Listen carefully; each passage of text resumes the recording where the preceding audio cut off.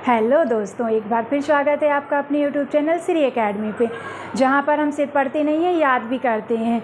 तो जो हमने फतेह MPPSC 2023 का बैच स्टार्ट किया था वो भी एकदम फ्री है, जो मैं आपको बता चुकी हूं कि कब कैसी क्लास रहने वाली हैं, आप जाकर देख लीजिए। तो जो हमने फतेह MPPSC अपना 2023 के लिए बैच स्टार्ट किया था, उसमें हमने बताया था कि हम यूनिट फर्स्ट और यूनिट 7 को 10 दिन में कंप्लीट कर लेंगे। ठीक है, तो ये आज हमारी मध्य प्रदेश का प्राचीन काल की ये कौन सी क्लास है? ये हमारी चौथी क्लास है। इससे पहले हम पाषाण काल से महाजनपद काल पहली क्लास में पढ़ चुके हैं। उसके बाद हमने मौर्य काल को भी पढ़ लिया, फिर तीसरी क्लास में हमने गुप्ता पीरियड पढ़ लिया है।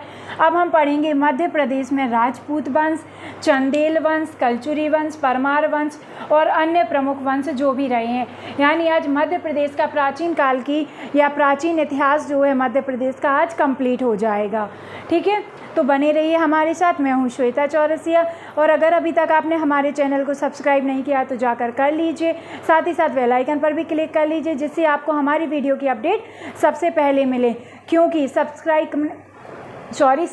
करने के लिए हमने इसलिए कहा है क्योंकि अब आपको डेली 2 क्लास मिलने वाली हैं, और ये कब तक चलने वाला है? जब तक हमारा PSC क्वालिफाई नहीं हो जाता। यानी प्री की क्लास भी हम कंप्लीट कराएंगे और साथ ही साथ हम मेंस को भी कंप्लीट कराएंगे। ठीक है, तो चलिए अब हम स्टार्ट करते हैं। मध्य प्रदेश में राजपूत वंश, हम सबसे पहले क्या पढ़ेंगे? मध्य प्रदेश में राजपूत वंश।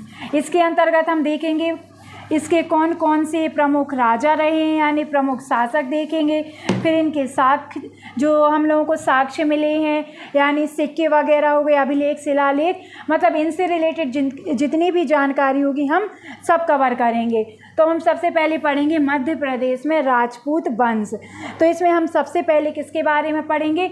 सबसे पहले हम पढ़ेंगे गुर्जर प्रतिहार वंश के बारे में। किसके बारे में?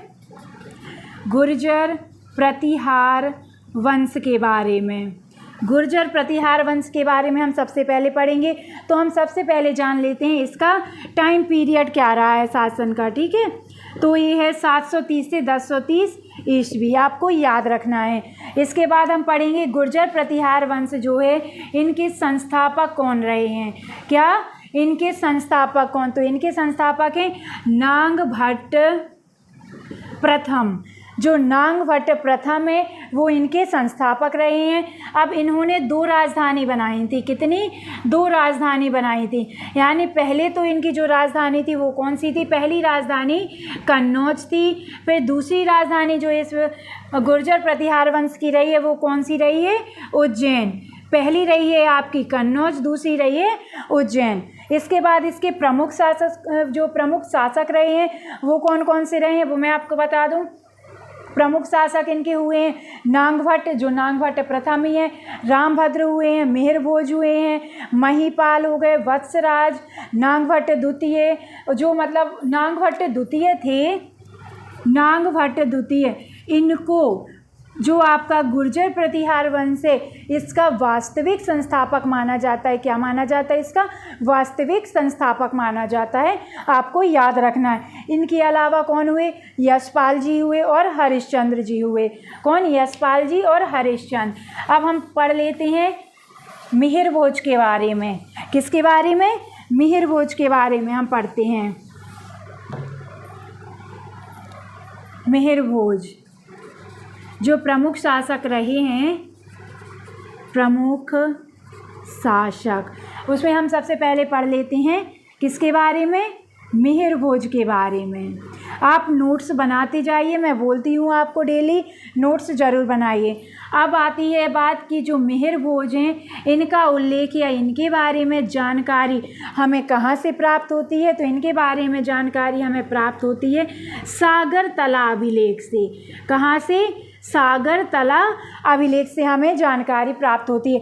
अब ये जो सागरतला अभिलेख है ये कहाँ पर स्थित है? मध्य प्रदेश में। तो ये मध्य प्रदेश के ग्वालियर जिले में स्थित है, आपको याद रखना है।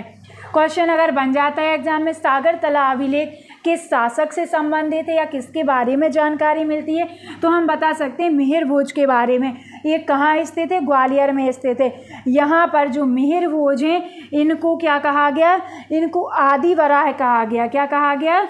इस अभिलेख में आदि वराह कहा गया। किसको?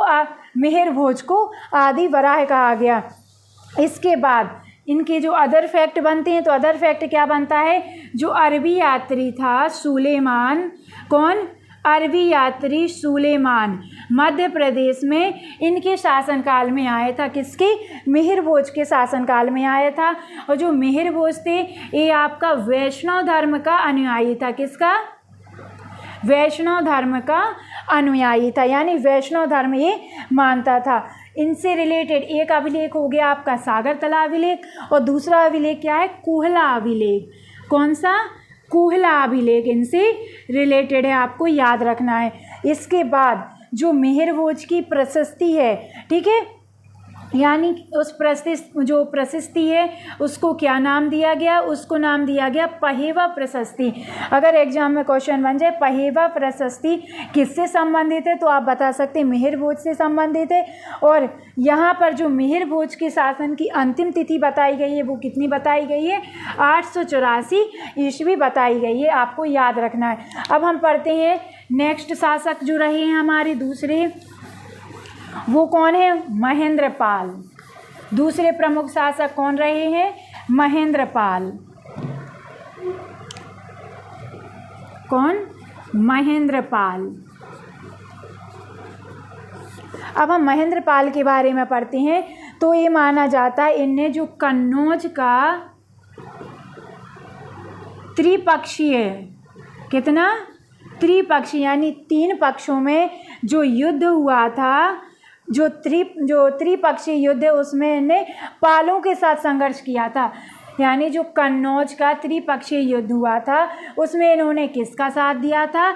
उसमें इन्होंने पालों का साथ दिया था, आपको याद रखना है। इसके अतिरिक्त इनके जो दरबार में इनके कौन था? तो कौन रहता था? राजशेखर। कौन? राजशेखर।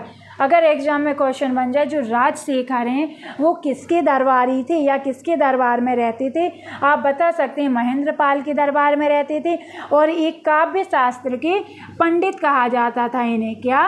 काव्य शास्त्र का पंडित कहा जाता था राजशेखर को, जो आपके महेंद्रपाल के दरबार में रहते थे, आपको याद रखना है। अब इनके जो अभिलेख हैं, महेंद्रपाल के अभिलेख कहाँ से प्राप्त होते हैं, आपको याद रखने हैं? काठियावाड़ से। कहाँ से? काठियावाड़ से। पूर्वी पंजाब से, पूर्वी पंजाब, झांसी और अवध।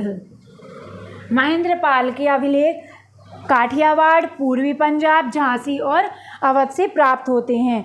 अब हम देख लेते हैं महेंद्रपाल से रिलेटेड जो अन्य तथ्य रहे हैं, या आपके जो गुर्जर प्रतिहार वंश है, गुर्जर प्रतिहार वंश से रिलेटेड जो अदर फैक्ट रहे हैं, अब हम उनको पढ़ लेते हैं।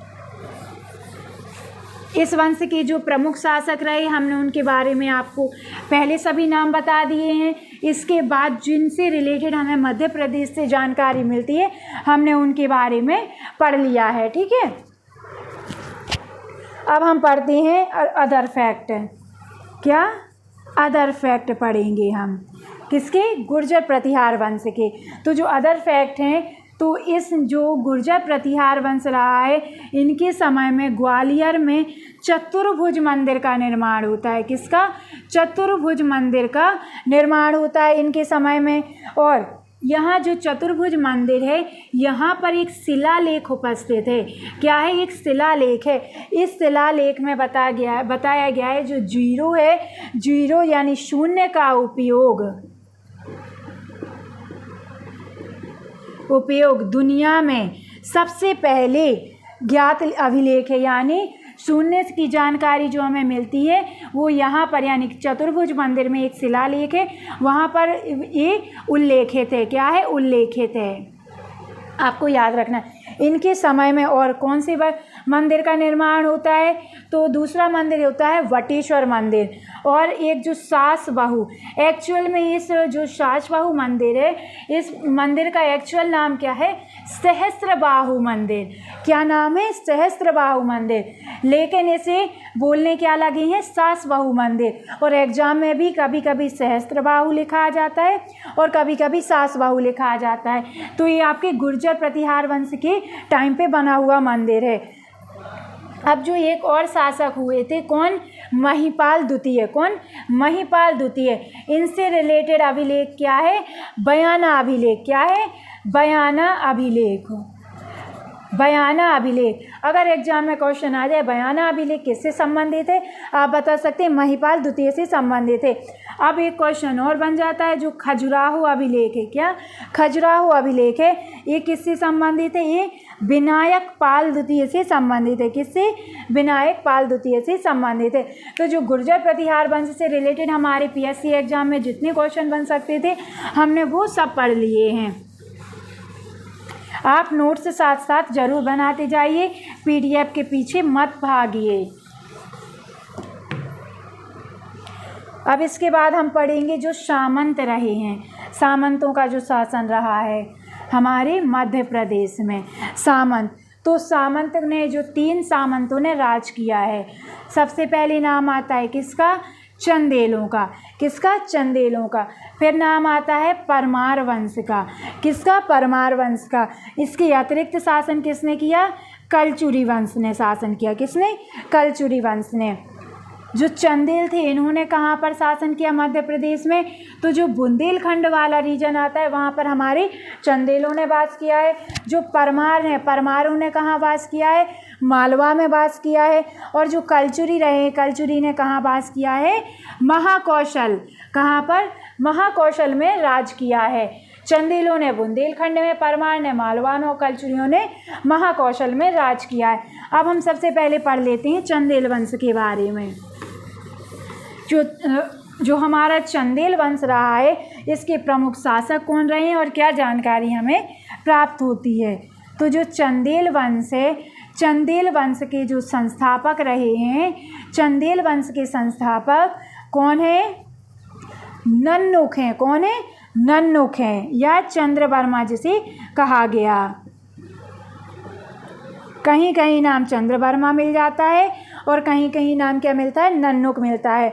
अब जो चंदेल वंश की राजधानी थी, चंदेल वंश की राजधानी पहले क्या थी? खजुराहो थी और बाद में यानी कालांतर में क्या हो जाती है? ये कलिंजर हो जाती है। क्या? कलिंजर। पहले राजधानी खजुराहो रहती है, कालांतर में यानी समय बीतता है उसके बाद जो कुछ समय बाद जो राजधानी होती है वो क्या होती है? कालिंजर हो जाती है। लास्ट टाइम क्वेश्चन भी बना था कि जो चंदेल वंश उनकी राजधानी क्या थी, मतलब वर्तमान या जो मतलब पहले प्रथम राजधानी क्या थी। तो आप बता सकते हैं खजुराहो, बाद में क्या हुई? कालिंजर हुई। अब हम बात करते हैं इनके प्रमुख शासक कौन कौन रहे हैं चंदेल वंश के। तो चंदेल वंश के जो प्रमुख शासक रहे हैं वो हैं हमारे नन्नुक, बागपति, गांगेयदेव, जयशक्ति, ढंगदेव और हमारे गंडदेव, विद्याधर, परमार्दिदेव, कीर्तिवर्मन और हमीरवर्मन। ये हमारे चंदेल वंश के प्रमुख शासक रहे हैं। अब हम पढ़ लेते हैं प्रमुख शासक के बारे में। उसके पहले हम देख लेते हैं दुधई शिलालेख। क्या? दुधई शिलालेख। ये वर्तमान में कहाँ स्थित है? ये वर्तमान में मध्य प्रदेश में स्थित है। कहाँ पर? मध्य प्रदेश में, उत्तर प्रदेश में स्थित है। वर्तमान में कहाँ पर है? उत्तर प्रदेश में स्थित है।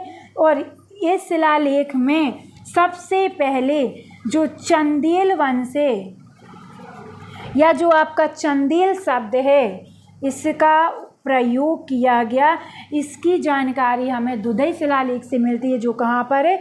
उत्तर प्रदेश में स्थित है। कहाँ पर है? उत्तर प्रदेश में। और जो हमारा चंदेल वंश है इसको जजाक भुक्ति भी कहा जाता है। क्या? जजाक भुक्ति कहा जाता है। और ये किसके नाम पर कहा जाता है? ये जय शक्ति के नाम पर कहा जाता है। इसलिए बुंदेलखंड को भी कहीं कहीं जजाक भुक्ति बताया गया है क्योंकि इन्होंने बुंदेलखंड पर ही अपना शासन किया है, आपको याद रखना है। अब हम इसके जो अदर फैक्ट रहे हैं, अदर फैक्ट हम अब देख लें। तो जो हमारे अदर फैक्ट रहे हैं, अदर फैक्ट में अब हम देख लेते हैं प्रमुख शासक। जो हमारा चंदेल वंश है, चंदेल वंश के प्रमुख शासक कौन कौन से हुए हैं? प्रमुख शासक, प्रमुख शासक में सबसे पहले हम पढ़ेंगे ढंगदेव के बारे में। किसके बारे में हम पढ़ेंगे? धंगदेव के बारे में।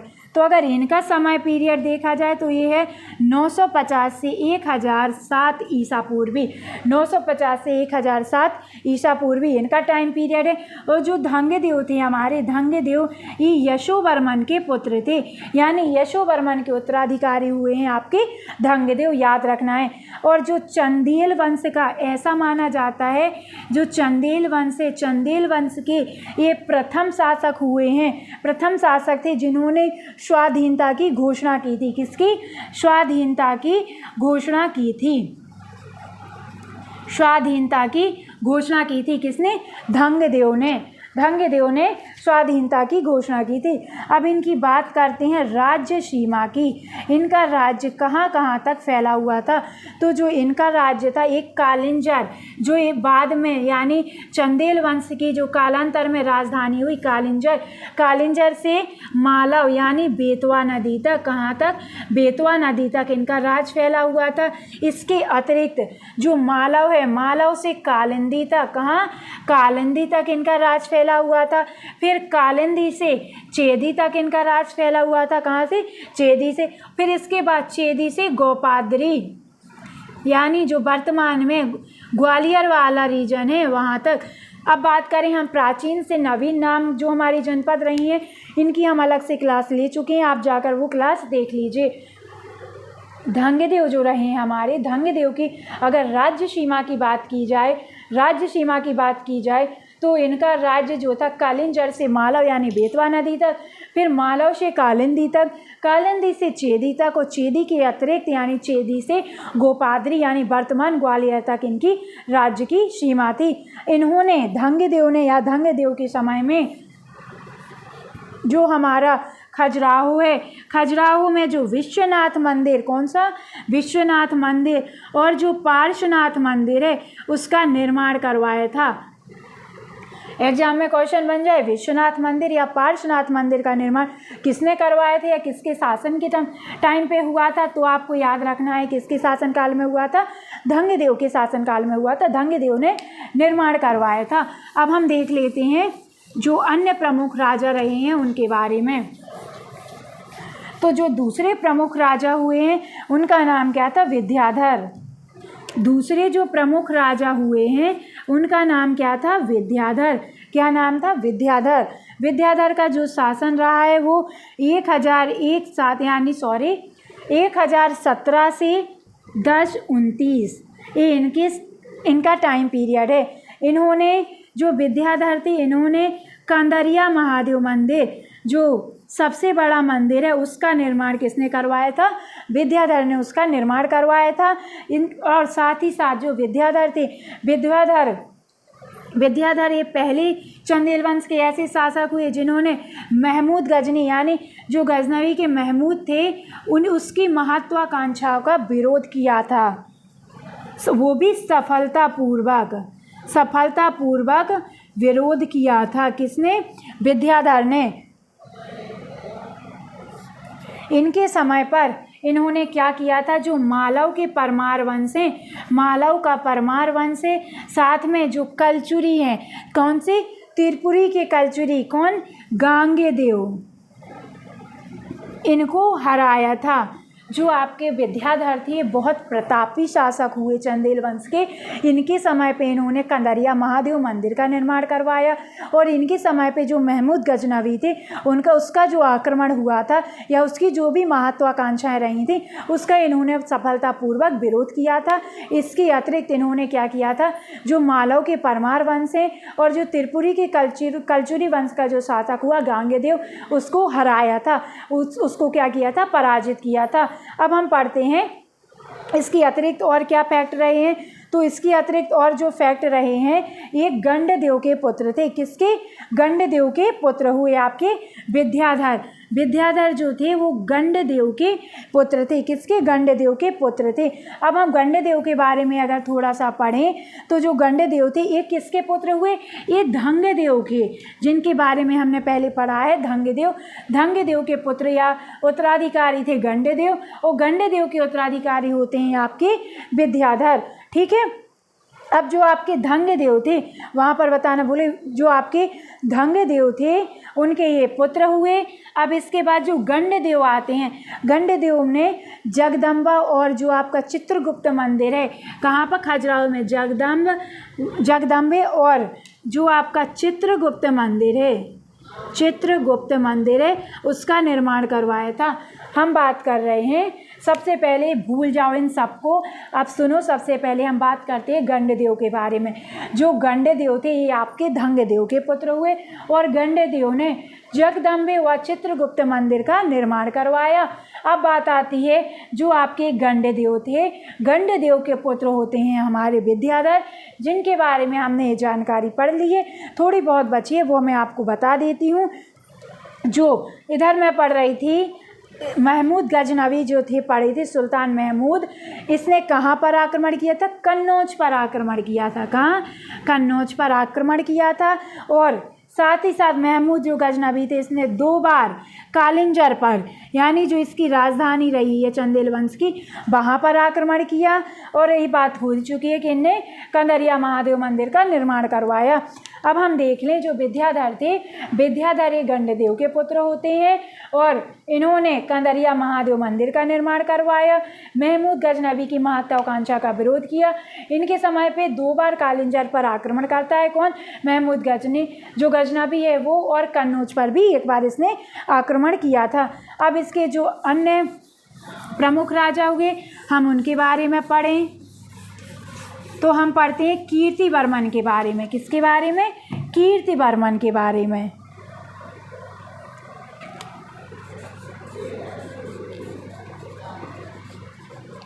कीर्तिवर्मन के बारे में पढ़ते हैं तो इनका समय क्या है? 1060 से 1100 ईस्वी। क्या है? 1060 से 1100 ईस्वी। अब इनके बारे में हम पढ़ें तो इन्होंने सोने के सिक्के चलवाए, यानी चंदेल वंश में सोने के सिक्के चलवाने वाले ये प्रथम शासक हुए। दूसरी जानकारी, इन्होंने महोबा में अपने नाम से क्या? कीर्तिसागर, जो कीर्तिसागर तालाब है, कीर्तिसागर झील उसका निर्माण करवाया। कहाँ पर? महोबान में इन्होंने कीर्तिसागर झील का निर्माण करवाया। और ऐसा माना जाता है इनके टाइम पे जो प्रबोध चंद्रोदय नाटक किसने लिखा था? देवगढ़ और कृष्णमित्र ने। अगर क्वेश्चन बन जाए प्रबोध चंद्रोदय नाटक, एक इसके रचयिता कौन है? तो इसके रचयिता आपको याद रखना है देवगढ़ व कृष्णमित्र हैं। इन्हीं के टाइम पे लिखा गया था, आपको याद रखना है। अब हम पढ़ते हैं मदन वर्मन के बारे में। किसके बारे में? मदन वर्मन के बारे में।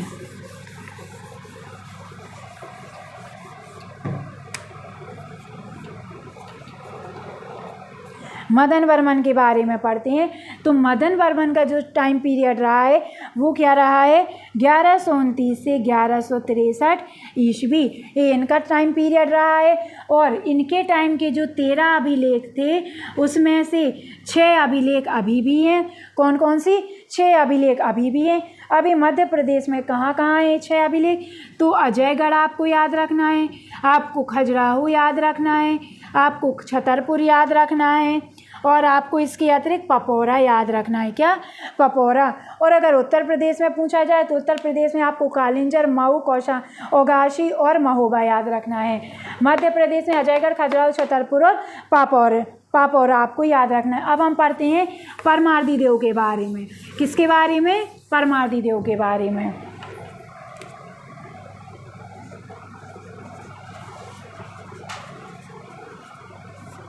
अब हम पढ़ते हैं परमार्दी देव के बारे में। तो जो परमार्दी देव थे इनका टाइम पीरियड रहा है 1165 से 1200 BC। ठीक है, ईसा पूर्व, आपको याद रखना है। अब बात आती है जो परमार्दी देव थे, परमार्दी देव की जानकारी या परमार्दी देव के बारे में कहाँ पर लिखा गया है? तो पृथ्वीराज रासो में परमार्दी देव के बारे में वर्णन हुआ है, क्योंकि इन्होंने जो पृथ्वीराज चौहान थे पृथ्वीराज चौहान थे उनसे युद्ध किया था, उनका सामना किया था। जो परमार्दी देव थे इनके दरबार में आला उदल, इससे क्वेश्चन बन चुका है। आला उदल किसके दरबार में थे? आप बता सकते हैं, परमार्दी देव के दरबार में थे आला उदल। अब जो इनके जो 12 अभिलेख थे, 12 अभिलेख में से 6 अभिलेख अभी वर्तमान में मध्य प्रदेश में हैं, स्थित हैं, यानी 12 अभिलेखों में 6 अभी सुरक्षित हैं, पाए गए हैं। अब इसके बारे में हम देख लेते हैं। जब इन्होंने पृथ्वीराज चौहान से सामना किया था तो ये कैसे हो गए थे? ये हार गए थे, उनसे पराजित हो गए थे। इसी सब की जानकारी हमें कहाँ से मिलती है? पृथ्वीराज रासो से मिलती है। किससे? पृथ्वीराज रासो से मिलती है। अब हम बात करें अभिलेखों की, तो अभिलेख आपको अजयगढ़ में, अहाड़ में, चरखारी, मदनपुर और जो आपका सेंगरा है वहाँ से प्राप्त होते हैं। अब हमारे जो चंदेल वंश है, चंदेल वंश से रिलेटेड अदर फैक्ट जो रहे हैं हम उसको पढ़ लेते हैं। चंदेल वंश के जो अन्य तथ्य हैं हम वो पढ़ लेते हैं। चंदेल वंश के जो अन्य तथ्य हैं, तो जो इनके अतिरिक्त राजा हुए, एक राजा हुए हर्षवर्मन। कौन? हर्षवर्मन। हर्षवर्मन ने मतंगेश्वर मंदिर का निर्माण करवाया था। एग्जाम में क्वेश्चन बने, मतंगेश्वर मंदिर का निर्माण किसने करवाया? हर्षवर्मन ने करवाया। वर्धन नहीं बात हो रही, वर्मन की बात हो रही है। अब आए यशोवर्मन। जो यशोवर्मन है इन्होंने चतुर्भुज मंदिर और हमारा जो लक्ष्मण मंदिर है उसका निर्माण करवाया। और इस वंश के यानी जो आपका चंदेल वंश है, चंदेल वंश के जो अंतिम शासक हुए, अंतिम शासक कौन हुए? हरिवर्मन हुए। अंतिम शासक कौन हुए? हरिवर्मन हुए। आपको याद रखना है, ठीक है। अब हम पढ़ते हैं कलचुरी वंश के बारे में। किसके बारे में? कलचुरी वंश के बारे में।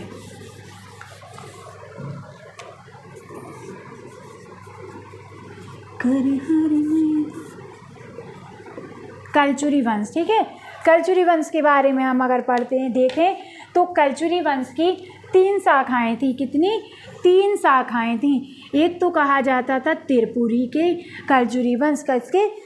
जो त्रिपुरी थे, त्रिपुरी के कलचुरी वंश यानी त्रिपुरी शाखा। दूसरी शाखा थी इनकी माहिष्मती यानी माहिष्मती शाखा के कलचुरी। तीसरी थी इनकी रतनपुर, क्या? रतनपुर शाखा। तो अब हम सबसे पहले पढ़ेंगे त्रिपुरी शाखा के बारे में। किसकी? त्रिपुरी शाखा के बारे में हम पढ़ेंगे। तो जो त्रिपुरी शाखा है इसके जो कलचुरी वंश रहे हैं इनकी राजधानी क्या थी? त्रिपुरी थी। इनकी राजधानी क्या थी? त्रिपुरी थी। और इनका जो शासन क्षेत्र रहा, इन्होंने जबलपुर में, कटनी और महाकौशल में राज किया। कहाँ पर? महाकौशल में इन्होंने अपना शासन किया। अब इसके बाद जो त्रिपुरी शाखा के संस्थापक थे, त्रिपुरी शाखा के संस्थापक कौन रहे हैं? तो त्रिपुरी शाखा के संस्थापक रहे हैं आपके कोकल प्रथम। कौन? कोकल प्रथम, या इन्हें कोकल्य कहा गया है, आपको याद रखना है। इसके बाद त्रिपुरी वंश के जो हमारे अन्य शासक हुए वो कौन कौन हुए? वो कोकल हुए, गांगेयदेव हुए। कौन? कोकल हुए, गांगेयदेव, लक्ष्मीकर्ण और युवराज देव प्रथम हुए। आपको याद रखना है। अब हम इसके अदर फैक्ट की बात करें। जो हमारा कलचुरी वंश था, कलचुरी वंश के अदर फैक्ट हम देखें तो जो कोकल का विवाह होता है, जो आपके कोकल रहते हैं इनका विवाह किससे होता है? जो चंदेल वंश, हमने क्या पढ़ा है? चंदेल वंश के बारे में पढ़ा है। तो चंदेल वंश में एक राजकुमारी थी। कौन? हट्टा। कौन? हट्टा। उनसे विवाह होता है आपका, आपके कोकल का। किसका? कोकल का। और जो अमरकंटक में मंदिर बने हैं, अमरकंटक में मंदिर जो बने हैं यानी खजुराहो में जो मंदिर बने हैं वो चंदेलों के टाइम पे बने हैं, उनके शासनकाल के हैं। और जो अमरकंटक में मंदिर बने हैं वो हमारे कलचुरी यानी त्रिपुरी शाखा के जो कलचुरी रहे उनके टाइम के हैं। इसके बाद जो हमारे गांगेयदेव प्रमुख शासक रहे हैं, कौन? गांगेयदेव।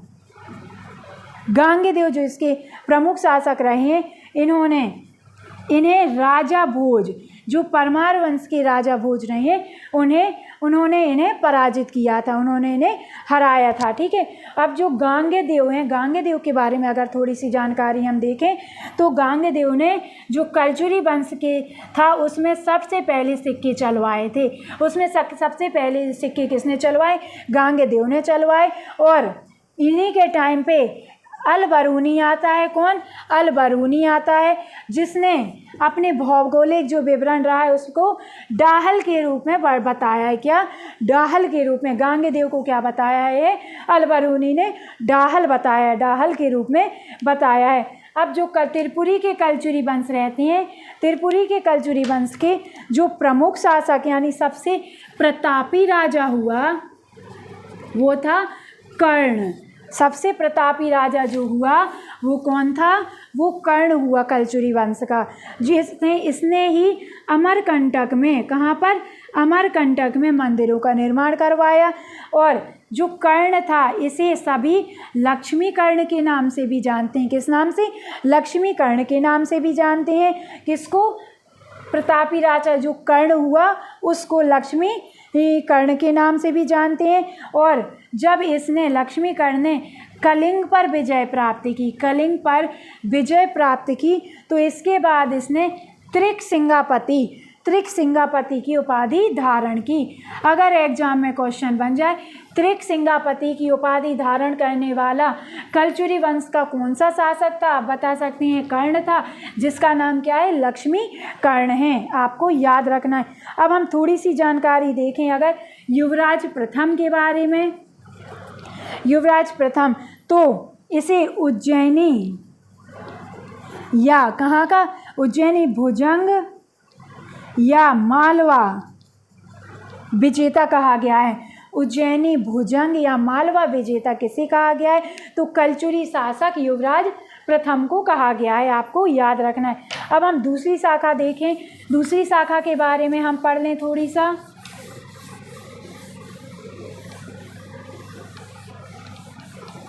दूसरी शाखा क्या थी हमारी? माहिष्मती। क्या थी? माहिष्मती शाखा।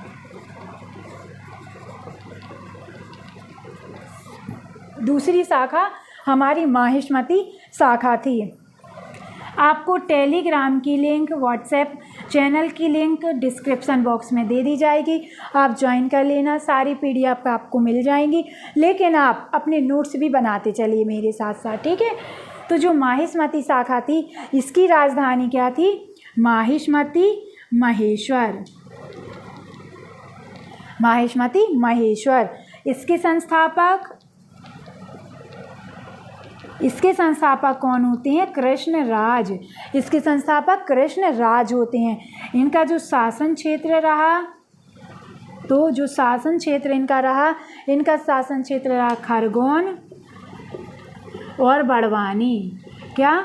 खरगोन और बड़वानी। अब इनके जो हम अदर फैक्ट देखें उसके पहले हम अगर प्रमुख शासकों की बात करें तो कृष्णराज, शंकरगढ़ और जो शंकर देव जिन्हें बुद्धराज कहा गया है, ठीक है, वो इसके प्रमुख शासक रहे हैं। अब हम अदर फैक्ट में देखें तो अदर फैक्ट में अगर हम बात करें तो सबसे पहले हम बात कर लेते हैं प्रमुख शासक शंकर देव की। किसकी? शंकर देव की बात कर लेते हैं। तो जो शंकर देव है, शंकर देव ने कलचुरी संवत का प्रारंभ किया था। किसका? कलचुरी संवत का प्रारंभ, यानी कलचुरी संवत का प्रारंभ किसने किया था? आपके शंकर देव ने किया था, ठीक है। और बुद्धराज के सिक्के, इन्हें क्या कहा गया है? बुद्धराज कहा गया है। तो जो बुद्धराज के सिक्के हैं वो मध्य प्रदेश से प्राप्त होते हैं। कहाँ से? मध्य प्रदेश से प्राप्त होते हैं। जो आपके शंकर देव हैं इन्होंने कलचुरी संवत की शुरुआत की थी। अब माहिष्मती शाखा के हम अदर फैक्ट देखें तो जो बुद्धराज हुए होंगे शासक, उनके सिक्के आपको मध्य प्रदेश से प्राप्त होते हैं। अब मध्य प्रदेश में कहाँ से प्राप्त होते हैं तो आपको याद रखना है बेशनगर। कहाँ से? बेशनगर से, तेवर से और पट्टन से। अगर एग्जाम में क्वेश्चन बन जाए बुद्धराज के सिक्के कहाँ से प्राप्त होते हैं? बेशनगर, पट्टन और तेवर से प्राप्त होते हैं। जो बुद्धराज हुए हैं, बुद्धराज ने जो चालुक्य शासक हुआ, चालुक्य शासक कौन? उसका नाम क्या था? उसका नाम था मंगले। क्या नाम था? मंगले। उससे युद्ध किया, आपको याद रखना है उससे युद्ध किया। अब हम पढ़ लेते हैं इसकी जो तीसरी और आखिरी शाखा थी, रतनपुर शाखा। क्या? रतनपुर शाखा। आपको इतने बढ़िया तरीके से इतनी अच्छी जानकारी कहीं नहीं मिलेगी, इसलिए मैं बोल रही हूँ आप चैनल को सब्सक्राइब कर लो, हमारे साथ जुड़े रहो और नोट्स अपने बनाते चलो। रतनपुर शाखा, रतनपुर शाखा की राजधानी, क्योंकि जो भी हम आपको इन्फॉर्मेशन देते हैं, जो भी पढ़ाते हैं, वो एक या दो बुक से नहीं, मध्य प्रदेश के बहुत सारे पब्लिकेशन से हम आपके लिए लेकर आते हैं। और ये जानकारी आपको देख लेना, यूट्यूब पे कहीं नहीं मिलने वाली है, किसी की भी आप देख लीजिए क्लासेस मिलेंगी, बहुत सारी जानकारी सिमिलर होंगी, लेकिन आपको बहुत सारे फैक्ट अलग ज़रूर मिलेंगे। ठीक है, तो आपने नोट्स ज़रूर आप बनाइए। रतनपुर शाखा, रतनपुर शाखा की राजधानी तो क्या थी? तुमान। वर्तमान में कोरबा, कहाँ पर? छत्तीसगढ़ में। कहाँ पर? छत्तीसगढ़ में। शासन क्षेत्र भी अब वर्तमान में कहाँ पर आ जाता है? छत्तीसगढ़। इसमें कोरबा, रतनपुर और बिलासपुर वाला रीजन।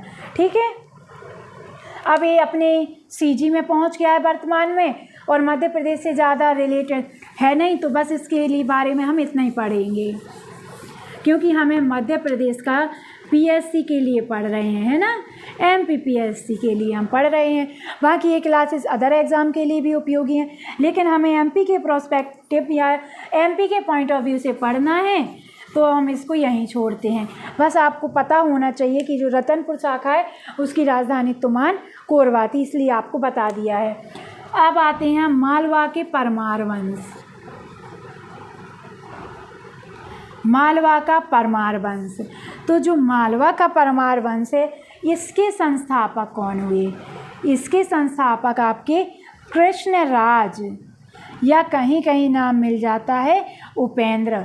आपको याद रखना है, मालवा का जो परमार वंश था उसके शासक कृष्णराज हुए हैं, और कहीं कहीं पर नाम उपेंद्र मिल जाता है। राजधानी जो इनकी थी,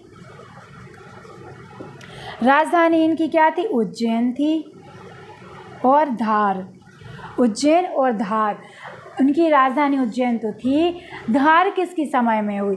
तो आपको याद रखना है, धार राजा भोज के समय में। जो राजा भोज हुए, राजा भोज के समय में इनकी राजधानी यानी मालवा के परमार वंश की राजधानी धार हो गई, आपको याद रखना है। अब हम इसके प्रमुख शासक देख लें तो श्रीहर्ष, जिसे सियक द्वितीय कहा गया है, बागपति मुंज, सिंधुराज, और सबसे प्रतापी राजा, सबसे प्रमुख राजा राजा भोज रहे हैं, जिनको लेकर कभी कभी या इनके नाम से ही ऐसा माना जाता है, एक कहावत बनी थी, कहाँ राजा भोज कहाँ गंगू तेली, क्योंकि इन्होंने जो राजा भोज थे, इन्होंने जो गांगे देव थे कलचुरी वंश के शासक, उनको हराया था, तो शायद उन्हीं को रिलेट करके ये कहावत बनाई गई थी। ठीक है, अब हम बात करते हैं श्रीहर्ष के बारे में, या सियक द्वितीय जिसे कहा गया है।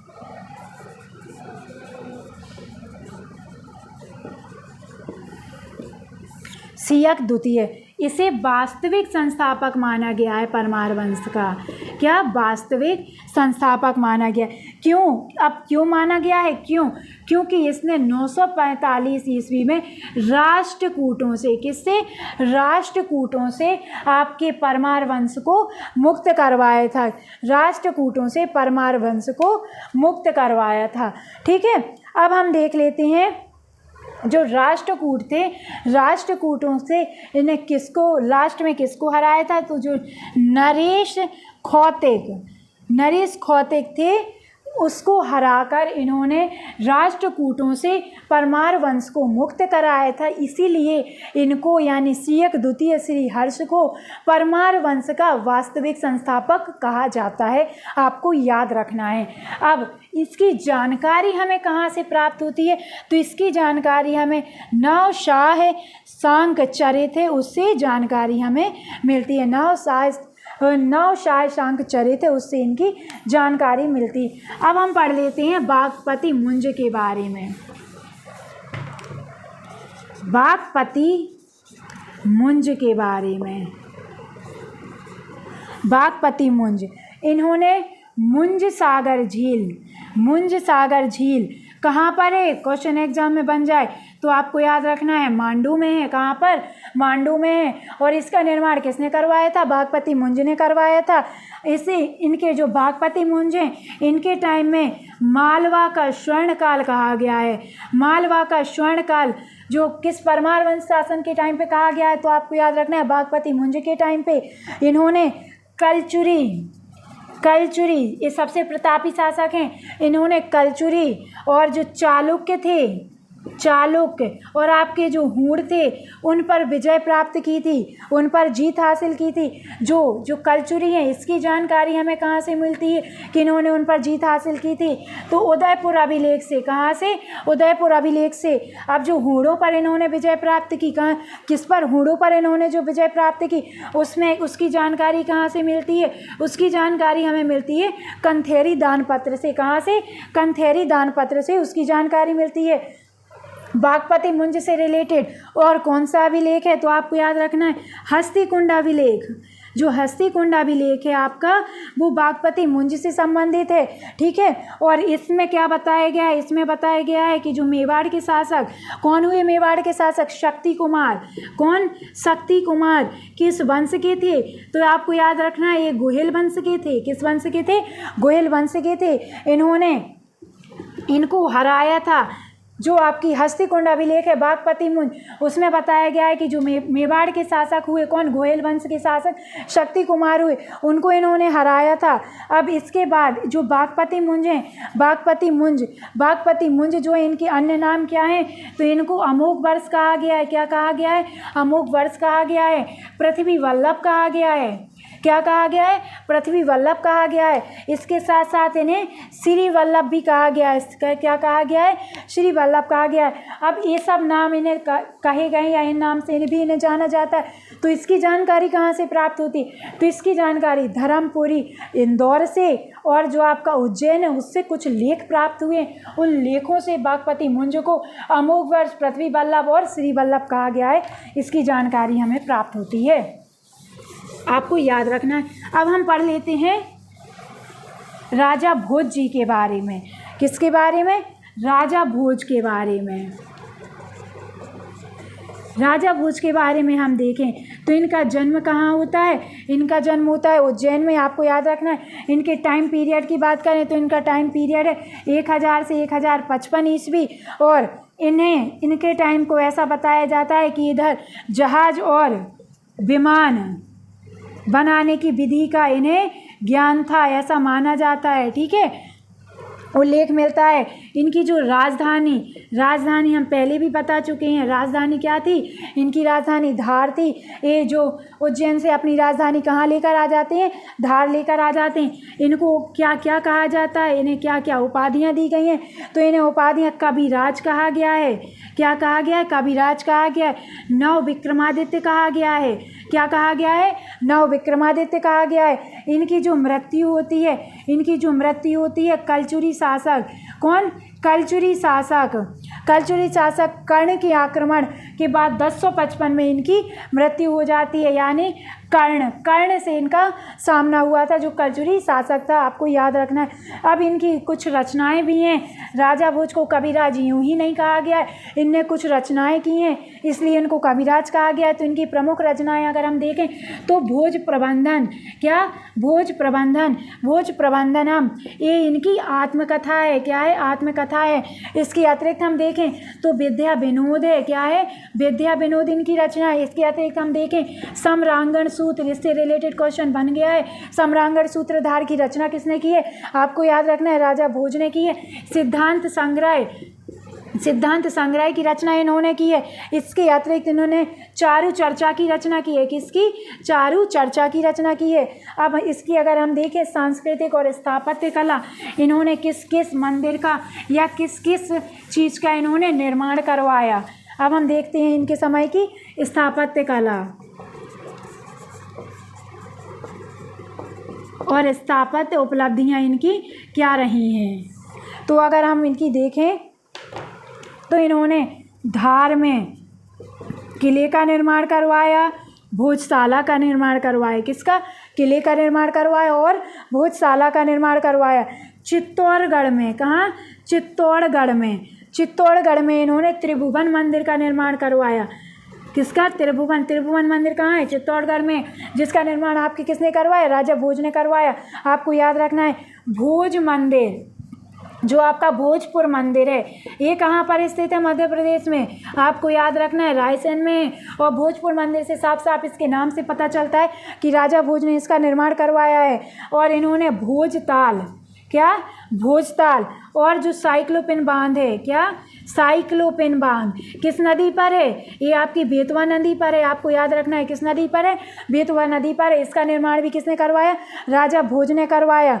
और जिसको साइक्लोपिन बांध, इसको जो आपके हुसंग शाह हुए शासक आने वाले टाइम में, उन्होंने इसको नष्ट करवा दिया था। हुसंग शाह ने इसको नष्ट कर दिया था। आपको याद रखना है जो भोजपुर मंदिर है इसे मध्य भारत का सोमनाथ कहा गया। इससे भी एग्जाम में क्वेश्चन बना है कि मध्य भारत का सोमनाथ किसे कहा गया? भोजपुर मंदिर को कहा गया, जो मध्य प्रदेश के रायसेन जिले में स्थित है। इसका निर्माण राजा भोज ने करवाया था। और कहाँ स्थित है? ये बेतवा नदी के किनारे स्थित है। कहाँ पर स्थित है? बेतवा नदी के किनारे स्थित है। अब राजा भोज जो रहे हैं, इनके दरबार में कौन कौन था? राजा भोज के दरबार में कौन कौन था? तो राजा भोज के दरबारी कौन हुए? धनपाल हुए। कौन? धनपाल। इन्होंने जैन धर्म अपनाया था और तिलक मंजरी जो ग्रंथ है उसकी रचना की थी। तिलक मंजरी ग्रंथ की रचना की थी। दूसरे कौन हुए? भास्कर भट्ट हुए। भास्कर भट्ट हुए। इन्होंने विद्यापति की उपाधि राजा भोज को दी थी। विद्यापति की उपाधि राजा भोज को देने वाले कौन थे? तो भास्कर भट्ट थे। इसके बाद आते हैं आपके दामोदर मिश्र। कौन? दामोदर मिश्र। इन्होंने हनुमान अष्टक की रचना की थी। जो हनुमान, क्या है आपका, हनुमान नाटक है, उसकी रचना की थी। इसके बाद आते हैं आपके उबट। उबट को वैदिक साहित्य का टीकाकार कहा जाता है। क्या कहा जाता है? वैदिक साहित्य का टीकाकार कहा जाता है। इसके अतिरिक्त जो प्राकृतिक ओम घाटी है वो मध्य प्रदेश में कहाँ स्थित है? प्राकृतिक ओम वैली। प्राकृतिक ओम वैली कहाँ है? भोजपुर, यानी आपके रायसेन में है। इसके अतिरिक्त जो अर्जुन वर्मन थे, अर्जुन वर्मन के उत्तराधिकारी कौन होते हैं? देवपाल। उनके समय में मालवा में मुसलमानों का आक्रमण हुआ। अगर एग्जाम में क्वेश्चन बन जाए, जो आपके मालवा के परमार वंश रहे उनके टाइम पे मुसलमानों का आक्रमण किसके शासनकाल में हुआ? तो आपको याद रखना है देवपाल के। जो देवपाल थे ये आपके अर्जुन वर्मन के उत्तराधिकारी हुए। किसके? अर्जुन वर्मन के उत्तराधिकारी हुए। और अगर एग्जाम में क्वेश्चन बन जाए किस मुसलमान शासक ने आपके जो मालवा का परमार वंश है उस पर आक्रमण किया था? तो आपको याद रखना है इल्तुतमिश ने। किसने? इल्तुतमिश ने आक्रमण किया था। कब किया था? 1233 ईस्वी में किया था। और इसने विदिशा को जीत लिया था। किसके शासनकाल में इल्तुतमिश ने विदिशा पर आक्रमण करके जीता था? आपको याद रखना है परमार वंश के टाइम पे। किसके? परमार वंश के टाइम पे। अब जो परमार वंश का अंतिम शासक है, परमार वंश का अंतिम शासक कौन हुआ? महलक देव। कौन? महलक देव हुआ।